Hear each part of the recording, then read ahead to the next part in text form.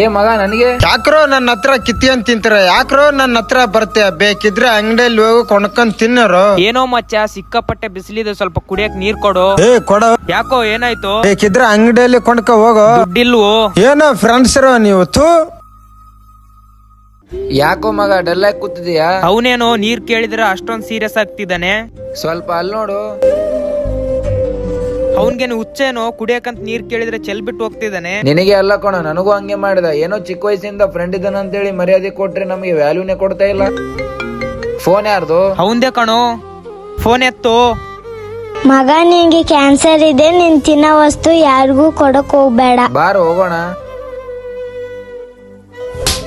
ಏನೋ ಕ್ಯಾನ್ಸರ್ ಇದೆ ಅನ್ಬಿಟ್ಟು ನಮ್ಗೆ ದೂರ ಇಡ್ತಿದ್ಯಲ್ಲೋ, ಹುಚ್ಚೇನೋ ನಿನ್ಗೆ? ಇಲ್ಲ ಮಗ, ಎಲ್ಲಿ ನನ್ನಿಂದ ದೂರ ಆಗ್ತಿರಂಬುದು ಭಯ ಕಣ ನನ್ಗೆ. ಫ್ರೆಂಡ್ಸ್ ಅಂದ್ರೆ ಬರೀ ದುಡ್ಗೋಸ್ಕರ ಫ್ರೆಂಡ್ಶಿಪ್ ಮಾಡ್ತಾರಂತ ಅನ್ಕೊಂಡಿದ್ಯಾನು ನೀನು? ಯಾವತ್ತಿದ್ರು ನೀನು ನಮ್ ಫ್ರೆಂಡೇ ಕಣೋ ನೀನು.